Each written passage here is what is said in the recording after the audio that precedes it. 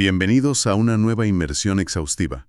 Hoy tenemos sobre la mesa una montaña de documentos que, a simple vista, bien podrían parecer la pesadilla burocrática de cualquier oficinista. Pues sí, la verdad es que cualquiera que vea esta pila de papeleo gubernamental y académico de Colombia se echaría las manos a la cabeza. Totalmente. Para ser más específicos, nuestras fuentes de hoy incluyen la guía del estudiante de un diplomado especializado, varios glosarios jurídicos repletos de terminología técnica, una actividad evaluativa académica bastante exigente y, bueno, la joya de la corona. La pieza central que unifica todo esto, claro. Eso es. Hablamos de la resolución 112688 del año 2012 del Ministerio de Transporte, que viene acompañada de su extensísimo y detalladísimo manual de diligenciamiento. Que no es poca cosa, desde luego. Primera vista, uno podría preguntarse, ¿por qué dedicar tiempo a leer manuales de instrucciones sobre cómo rellenar formularios administrativos, verdad? Esa es precisamente la trampa de la burocracia, fíjate. A menudo oculta procesos vitales bajo capas de papel que parece aburridísimo. Ya, es que uno piensa en multas de tráfico y desconecta. Exacto. Pero lo fascinante de este compendio documental es que no estamos hablando simplemente de las instrucciones para poner una multa por aparcar en doble fila. Para nada. Estamos hablando de algo mucho más serio. Estamos diseccionando el manual de instrucciones para la recolección de pruebas primarias en lo que, de forma muy habitual, constituye la escena de un posible crimen con víctimas mortales. En estos textos se entrelazan de una manera complejísima la ética profesional, las leyes de la física y el derecho procesal penal. Madre mía, ese nivel de profundidad procesal es lo que da sentido a una de las preguntas clave que plantea la actividad evaluativa de nuestras fuentes. Es una premisa brillante que nos va a servir como misión para nuestro análisis de hoy. A ver, cuéntanos, ¿cuál es esa pregunta? La pregunta dice textualmente, el IPAD, que es el acrónimo del Informe Policial de Accidentes de Tránsito, ¿es un simple formulario administrativo o el garante de la justicia en la vía? Una pregunta tremenda. ¿Verdad que sí? Nuestro objetivo durante los próximos minutos es descubrir cómo un puñado de hojas de papel, si se utilizan de la manera correcta, representa en la vida real esa delgadísima línea que separa la impunidad absoluta de la justicia verdadera. Es que es literalmente así. Vamos a explorar cómo el acto de rellenar correctamente unas cuantas casillas puede salvar miles de vidas en el futuro. Así que vamos a desgranar esto paso a paso, empezando por entender que el IPAD está muy lejos de ser un mero recibo, tiene un peso legal verdaderamente abrumador. Para comprender la magnitud de ese peso legal, es imprescindible sumergirse primero en los cimientos jurídicos que sostienen todo el sistema, tal y como describen los glosarios de nuestras fuentes. Vale, ¿y por dónde empezamos? Pues hay un término normativo fundamental que aparece repetidamente, la fe pública. Fe pública. Suena contundente. Lo es. En términos estrictamente legales, la fe pública es la presunción de legalidad y veracidad que el Estado otorga a los actos y documentos cuando estos son firmados por un servidor público en el pleno ejercicio de sus funciones. O sea que no solo la palabra de una persona cualquiera. Efectivamente. Imagina a un agente de policía de tránsito bajo la lluvia a las 3 de la madrugada. Cuando firma ese informe policial, el Estado colombiano está declarando ante cualquier juez o tribunal esta es la verdad oficial e inamovible de lo que ocurrió en este lugar. Y esa afirmación tan categórica por parte del Estado nos lleva a otra pieza clave del rompecabezas, una locución latina que resalta en los documentos y que parece sacada de un drama judicial de la televisión. ¿Te refieres al juris tantum, supongo? Eso mismo, juris tantum. Cuando uno lee esto en un manual de tránsito, se da cuenta de que las implicaciones van mucho más allá de un simple choque de carrocerías. Totalmente. La inclusión de la figura del juris tantum lo cambia todo en la dinámica de un juicio. Esta locución significa que el contenido del documento, el IPAD en este caso, se presume absoluta y totalmente verdadero, a menos que se presente una prueba contundente, material y verificable que demuestre de manera irrefutable lo contrario. Claro, normalmente en un juicio la balanza está equilibrada entre las partes, ¿no? Exacto. Pero con el juris tantum, la carga de la prueba recae íntegramente sobre la persona que desee desmentir la versión del agente de policía. El policía no tiene que demostrar que dice la verdad. Eso es. Es el ciudadano o el abogado defensor quien tiene que sudar tinta para demostrar que el documento miente o contiene errores. Fíjate, para quienes intentan visualizar cómo estos conceptos tan abstractos afectan al mundo real, aquí radica un dilema ético de proporciones gigantescas. Pensemos por un momento en las consecuencias prácticas. Son inmensas. Si un agente, ya sea por fatiga extrema, falta de formación o una simple negligencia, comete un error de cálculo al dibujar las trayectorias en el croquis, el resultado puede ser devastador. Y si a eso le introducimos el factor de la corrupción, al llenar este documento blindado por la fe pública, el panorama es todavía más oscuro. Un simple error o una omisión voluntaria en ese papel puede ser la prueba reina que envía a una persona inocente a cumplir una pena de prisión por homicidio culposo. O en el extremo opuesto, puede ser el resquicio legal que permita dejar en libertad a un conductor temerario que acaba de causar una tragedia familiar. Es que un desliz en la tinta es el camino más directo hacia la impunidad procesal. Por ese motivo tan crítico, los manuales insisten hasta la saciedad en que el rigor técnico es innegociable. No basta únicamente con que el servidor público sea honesto. La honestidad sin técnica no sirve de mucho aquí. Para nada. La honestidad no sirve de nada sin la meticulosidad técnica. Aquí es donde los documentos introducen el concepto de la cadena de custodia y la búsqueda incesante de la verdad material procesal. Hablemos de eso, porque el glosario define el hallazgo de una forma muy específica. Sí, un hallazgo es el descubrimiento de cualquier elemento material probatorio o evidencia física en el lugar de los hechos. Puede ser desde un pequeñísimo fragmento de pintura incrustado en un parachoques hasta una huella de frenado o fluidos en el asfalto. Ese hallazgo debe ser protegido como si fuera oro macizo. Ese nivel de protección es superlógico, porque descubrir la prueba perfecta carece de valor si ésta llega contaminada a la sala de audiencias del juzgado. Totalmente. Y por eso el glosario detalla mecanismos muy concretos para evitar que eso pase, como el acta de continuidad y la trazabilidad. Que básicamente es registrar cada movimiento de esa prueba. ¿Verdad? Eso es. Se describe un protocolo en el que, cada vez que esa evidencia física cambia de manos, desde el momento exacto en que se recoge del suelo mojado de una avenida hasta que se deposita en la mesa de un laboratorio forense o se presenta ante el juez, es obligatorio registrar quién la tuvo bajo su control, a qué hora exacta se hizo el traspaso y en qué condiciones de preservación se encontraba. Y supongo que si hay un fallo en ese registro, si esa cadena de firmas ininterrumpida sufre la más mínima fisura, la trazabilidad desaparece de un plumazo. Y cuando la trazabilidad de una prueba se pierde en un caso penal, la evidencia queda invalidada por defecto y la justicia se esfuma por un tecnicismo burocrático. Madre mía. Si conectamos este altísimo nivel de exigencia legal con el panorama general de un siniestro en la calle, emerge una realidad que es verdaderamente abrumadora. Es que piénsalo, el agente de tránsito, al que a menudo la sociedad ve simplemente como un señor que regula el tráfico o pone multas, se convierte en esa fracción de segundo en el primer y más crítico eslabón de todo el sistema judicial penal de un país. Se le exige realizar un trabajo de relojería suiza, recopilando datos que van a decidir el futuro penal de varias personas. Y tiene que hacerlo en un entorno que es la definición absoluta del caos y la imprevisibilidad. Más reveladores de esta inmersión que estamos haciendo hoy.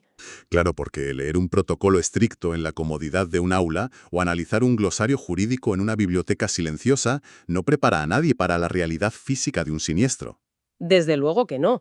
Según se infiere del propio manual, el agente no llega a un escritorio ordenado para tomar notas con un café en la mano. Al responder a una emergencia, el entorno es completamente hostil. Hablamos de una autopista bloqueada, gritos de pánico, claxones sonando incesantemente, cristales esparcidos por todas partes, vehículos humeantes y un riesgo altísimo de que todo salga ardiendo por el combustible derramado. Y es precisamente en el epicentro de ese caos absoluto donde el capítulo 2 del manual de 2012 exige que se aplique un protocolo sistemático, frío y calculado, paso por paso, sin saltarse ni una sola directriz. A ver, ese capítulo 2 es súper categórico respecto a las prioridades operativas de lo que denominan el primer respondiente ante la emergencia, ¿no? Sí, muy categórico. Fíjate que a pesar de que la misión última del agente es rellenar el IPAT para salvaguardar la justicia, la prioridad número 1 al pisar la escena no es, ni mucho menos, sacar la libreta y empezar a medir cosas. Bueno, faltaría más.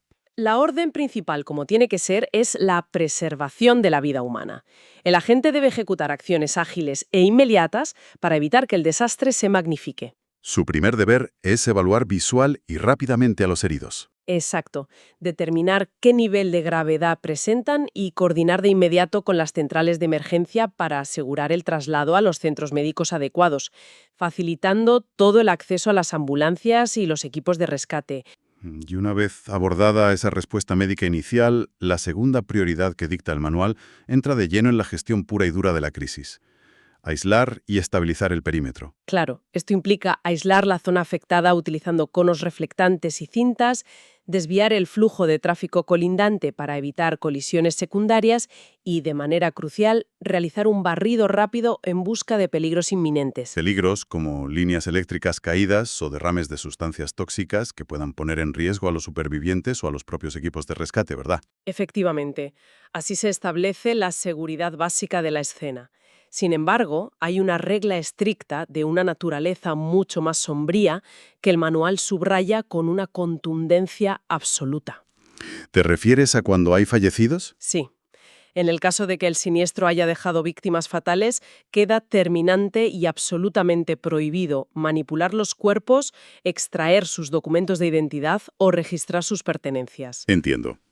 En estas circunstancias, el agente tiene la orden de aislar ese sector específico, cubrir a las víctimas si las condiciones lo permiten, y de forma respetuosa, y limitarse a intentar identificar a los fallecidos única y exclusivamente a través de la información verbal de los familiares o testigos presentes. La escena de la fatalidad queda completamente congelada a la espera de los equipos forenses de criminalística especializados. Claro, porque modificar cualquier elemento de esa escena equivaldría a alterar la escena de un homicidio. Tal cual. Es un nivel de contención psicológica admirable. Tener que esperar y no alterar absolutamente nada mientras toda la presión del entorno te exige respuestas rápidas y acción. Y mientras el agente gestiona este escenario tan sumamente delicado, coordinando la entrada y salida de vehículos de emergencia, el manual le impone empezar a recolectar datos humanos críticos. Sí, en medio de todo ese estrés, debe identificar positivamente a los conductores sobrevivientes. Solicitar y verificar la autenticidad de los documentos de identidad, las licencias de conducción, el SOAT, que para quien no lo sepa es el seguro obligatorio de accidentes de tránsito en Colombia, y el certificado de revisión técnico-mecánica. Todo esto mientras el nivel de adrenalina general está por las nubes. Y dentro de estas tareas iniciales hay un detalle procedimental enfocado en la psicología humana que a mí me resulta especialmente llamativo. Sí, la instrucción explícita de separar a los testigos presenciales. Me pareció fascinante. Es que tiene todo el sentido. Esa instrucción de separar a los testigos tiene sus raíces en las técnicas más depuradas de investigación criminal y psicología forense.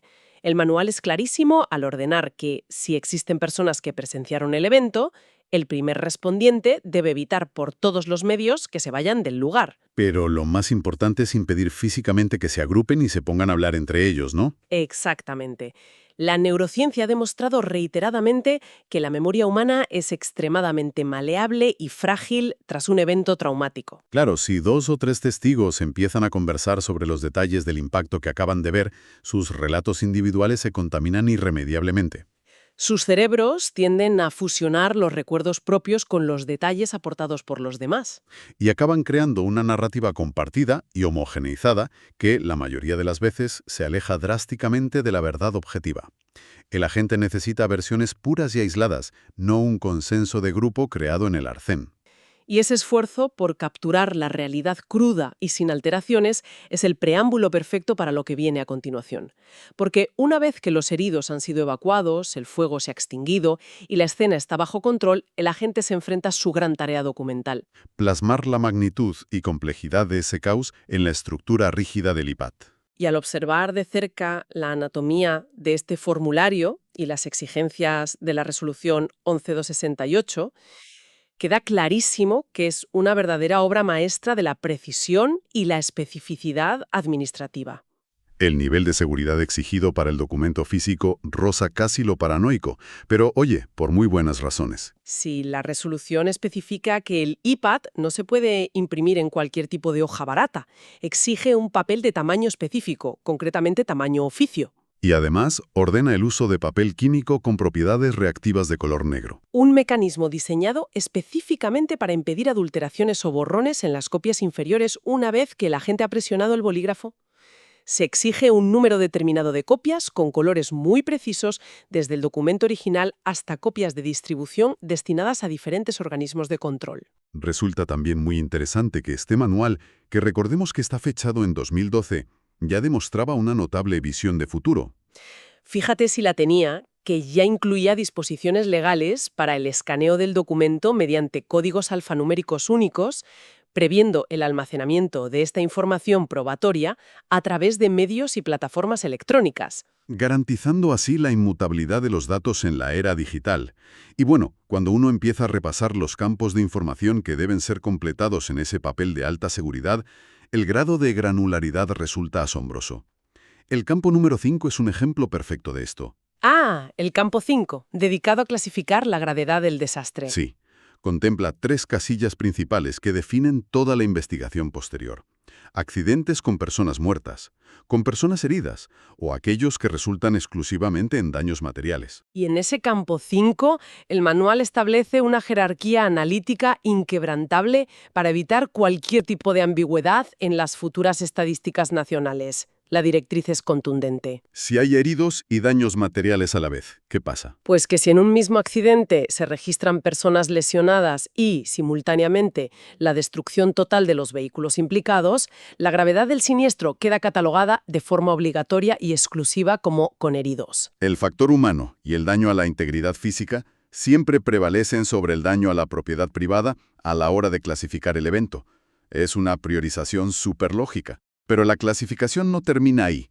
El documento exige categorizar el tipo exacto de accidente. Ofrece opciones como choque, atropello, volcamiento, caída de ocupante e incendio. Y lo verdaderamente cautivador de los manuales de este estilo es que no dan absolutamente nada por sentado y ofrecen ejemplos literales para ilustrar cada posible variable en la vía.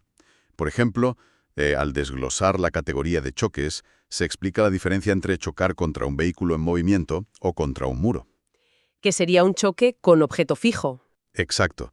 Pero luego el manual introduce una variable que refleja perfectamente la realidad geográfica y rural de Colombia, la posibilidad de impactar contra un animal.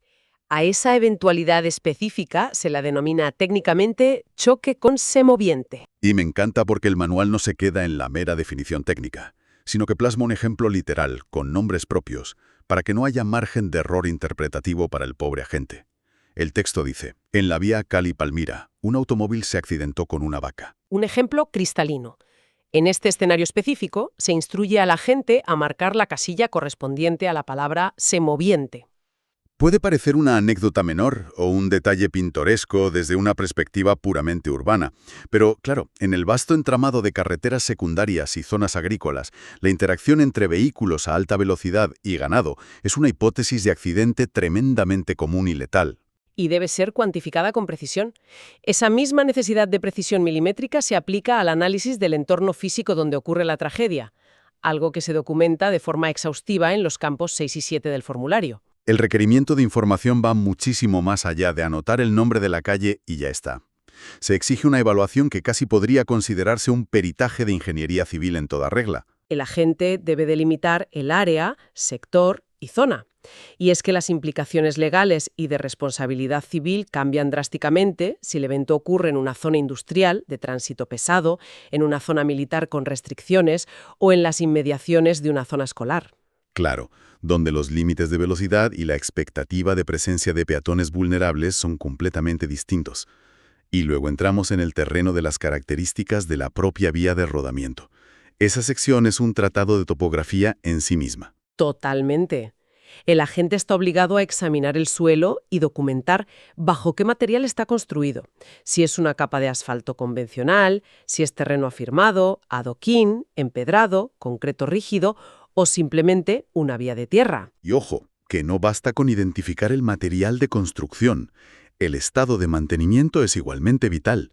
El formulario proporciona casillas detalladas para indicar si la superficie presenta huecos profundos, si hay derrumbes o hundimientos del terreno. Si la vía está inundada o si presenta un asfalto parchado, rizado o fisurado por el uso y el clima. La razón por la que se exige documentar el estado físico de la vía con un grado de detalle tan obsesivo responde a los principios fundamentales de la física de colisiones. O sea que esto afecta a cómo se investiga el accidente a nivel matemático después. Por supuesto.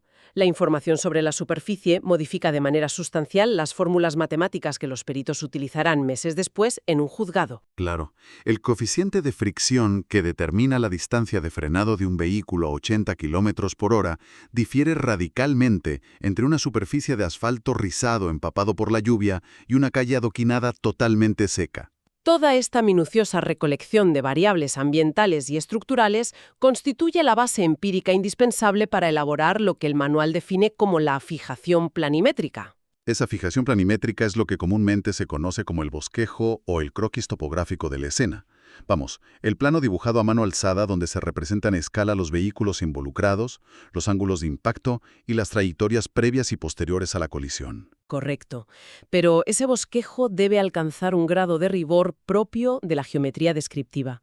Para que ese dibujo trascienda de ser un simple esquema orientativo y adquiera la solidez legal y técnica necesaria para ser admitido como prueba irrefutable en un proceso judicial, el manual hace hincapié en un elemento supercrítico. El famoso punto de referencia, o PR. Eso es. Este punto debe ser, por definición, un objeto fijo, de carácter inamovible y que posea una identificación única o inequívoca en el espacio urbano o rural. O sea que no vale usar como referencia un contenedor de basura que mañana pueden mover, o un coche que casualmente está aparcado en la acera. No, en absoluto. El manual exige que el punto de referencia sea, por ejemplo, un hidrante específico de la red de bomberos, un poste de luz que cuente con su respectiva placa de enumeración catastral o la esquina estructural de un edificio de construcción permanente. La inmovilidad de ese punto de referencia es esencial porque se convierte en el ancla del universo físico de ese accidente. Efectivamente. A partir de ese poste numerado o de ese hidrante, el agente despliega la cinta métrica y triangula las medidas exactas de las huellas de frenado, la dispersión de los cristales o la posición final de reposo de las carrocerías deformadas. Cualquier error en ese punto de referencia invalida por completo todas las mediciones subsecuentes.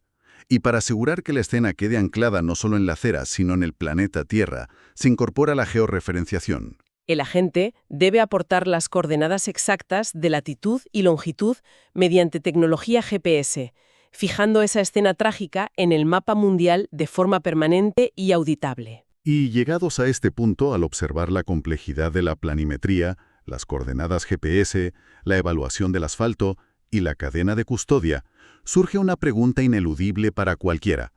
¿Qué propósito ulterior persigue este nivel de exhaustividad documental? Pues al alejar la lente y observar el panorama general, se revela la verdadera intención macro de la resolución de 2012 y se comprende el sentido del esfuerzo titánico que realizan estos servidores públicos en la calle. No se trata en absoluto de rellenar un formulario con un diseño complejo para satisfacer los caprichos burocráticos de las compañías aseguradoras. Ni para facilitar el trabajo de un fiscal en un juicio aislado por daños y perjuicios.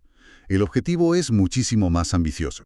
La justificación de todo este andamiaje procedimental queda expuesta de manera descarnada en los textos introductorios del propio manual, y lo hace a través de unas estadísticas que dejan en lado a cualquiera. Sí, al explicar la imperiosa necesidad de actualizar el formulario del IPAT en el año 2012, el documento revela cifras acumuladas de los 4 años inmediatamente anteriores a su publicación.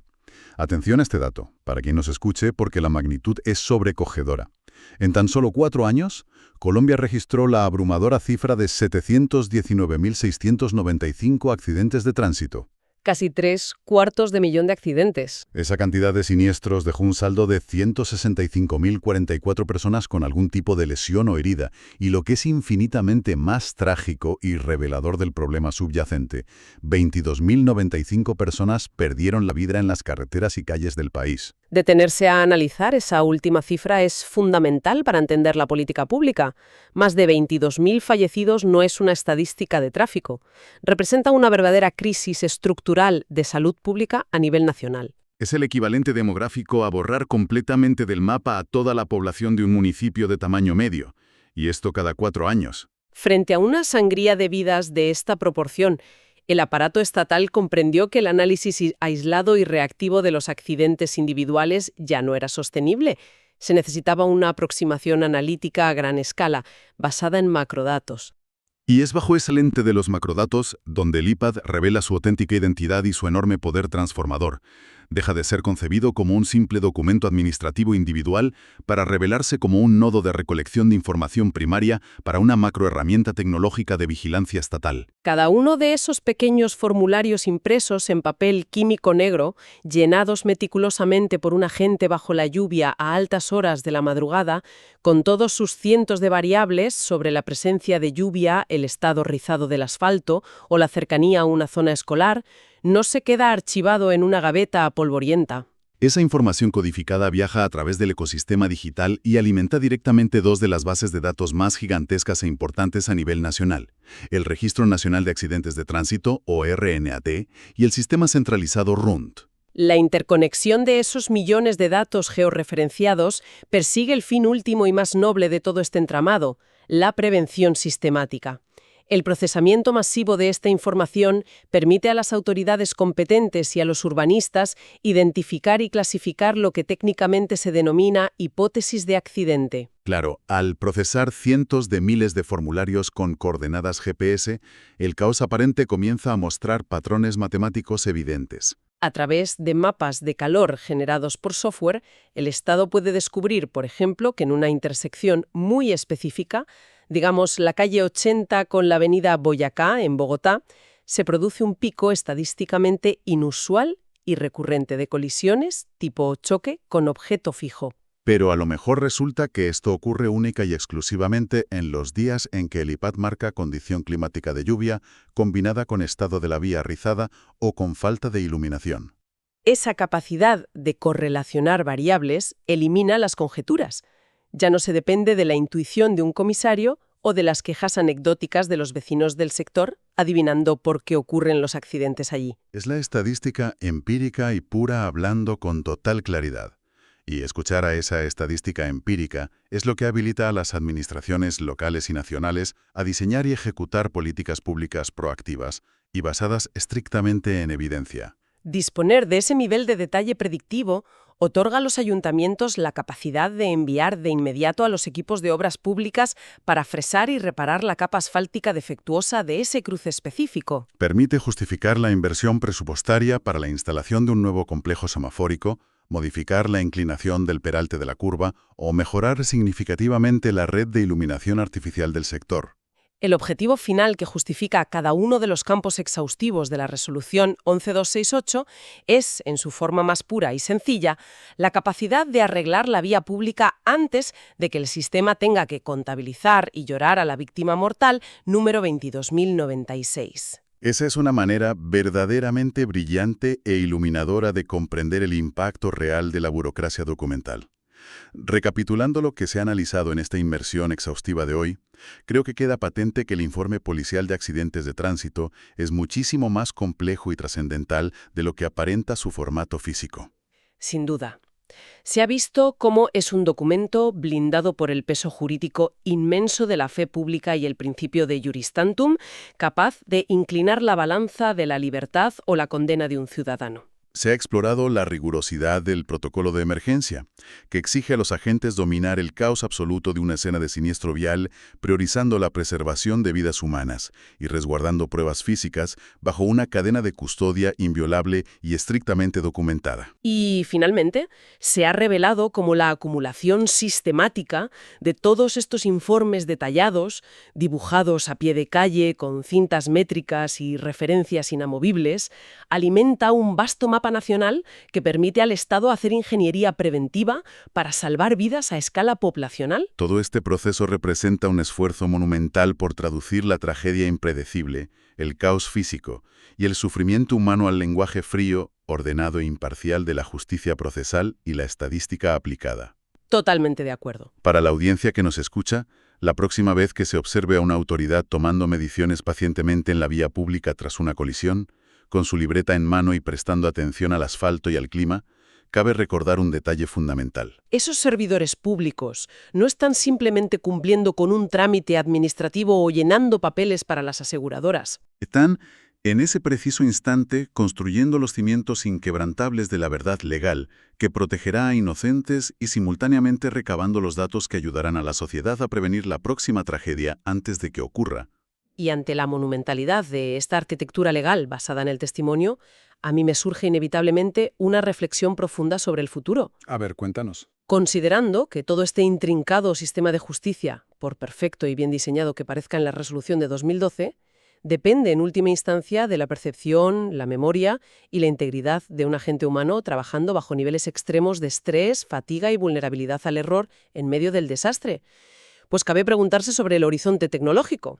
¿Hacia dónde vamos con esto? ¿Llegará pronto el día en que la reconstrucción forense de los accidentes de tránsito se ejecute de manera exclusiva, instantánea y automática mediante la triangulación de la telemetría enviada por las cajas negras de los propios vehículos involucrados y el análisis espacial de drones policiales autónomos? ¿Es una posibilidad muy real?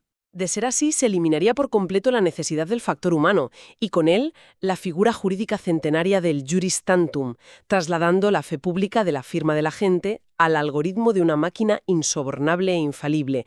Es un escenario que invita a una reflexión profunda sobre la evolución del derecho y la tecnología, la verdad. Dejar sobre la mesa ese interrogante sobre el papel de la tecnología frente a la interpretación humana es la manera perfecta de culminar. A pesar de los avances inminentes, por el momento, el rigor, la ética y la firma manuscrita de ese agente sobre el papel siguen constituyendo la piedra angular sobre la que descansa todo el sistema de seguridad vial y justicia. Ha sido un recorrido verdaderamente fascinante por las entrañas, el papel y la física detrás de los protocolos de tránsito. Con la invitación a seguir indagando y cuestionando el funcionamiento de los sistemas que nos rodean, nos despedimos por hoy. Manteneos curiosos y hasta el próximo análisis a fondo.